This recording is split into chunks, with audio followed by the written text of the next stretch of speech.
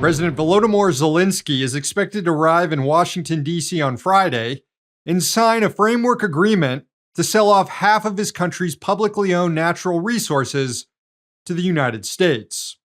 It's a concession demanded by President Trump as payback for all the military and economic support the U.S. has provided to Kyiv to fend off Russia's invasion. And it's yet another insult to the Ukrainian people, courtesy of their own government and the foreign policy blob here in Washington. Now, this is a war that could have been prevented before it started. But Western powers led by the United States lured Ukraine with the promise of NATO membership, which was never a realistic possibility in the face of Russian opposition and Moscow's security demands in the region.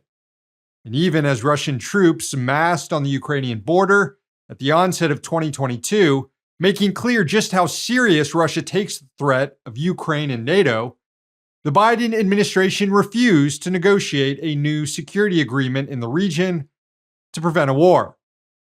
President Biden did nothing to try to stop the invasion, nor did President Zelensky, who sold his people the false hope that they would be able to join NATO, even as large swaths of his country had already been seized by Russian-backed separatists in the east. And when that full-scale invasion started, and the Ukrainians bravely fought back to prevent their entire country from being consumed, Western powers, again led by the United States, saw a new opportunity, not to seek peace, but instead to bog Russia down in a ground war in the Donbass, while inflicting economic damage through sanctions, essentially using Ukrainians as cannon fodder to achieve the US and NATO's geopolitical goals of isolating Russia. And that was the chief strategy for the remainder of the Biden presidency. And during that time, the US provided Ukraine with somewhere between $120 and $180 billion in military and economic assistance.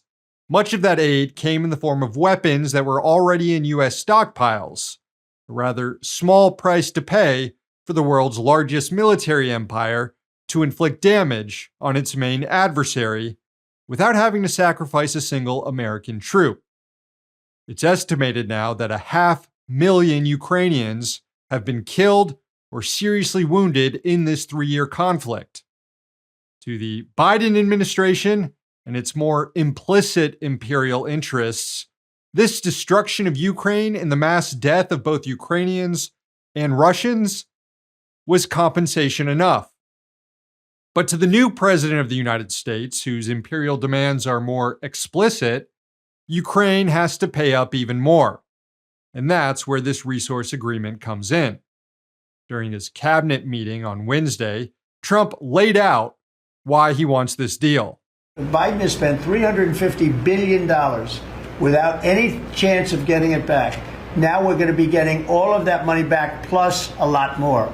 And we provided a great thing. I mean, we provided something very important. And we'll be working with Ukraine, and because we'll be taking that, we're going to be taking what we're entitled to take. We're going to be taking what we're entitled to take.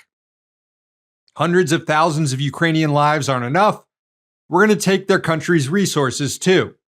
Also, Trump's $350 billion figure is bogus, since the actual financial commitment the U.S. made to Ukraine is roughly half that, but he's inflating the numbers to extract more concessions later. The framework agreement forced on Ukraine makes it clear that this is a money grab by the U.S. It states, quote, "Whereas the United States of America has provided significant financial and material support to Ukraine since Russia's full-scale invasion of Ukraine in February 2022, the United States of America and Ukraine wish to ensure that those states and other persons that have acted adversely to Ukraine in the conflict do not benefit from the reconstruction of Ukraine following a lasting peace."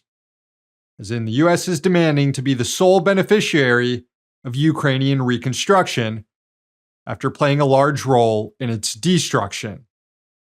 The agreement stipulates, quote, "The government of Ukraine will contribute to the fund 50% of all revenues earned from the future monetization of all relevant Ukrainian government-owned natural resource assets, whether owned directly or indirectly by the Ukrainian government, defined as deposits of minerals, hydrocarbons, oil, natural gas, and other extractable materials, and other infrastructure relevant to natural resource assets, such as liquefied natural gas terminals and port infrastructure.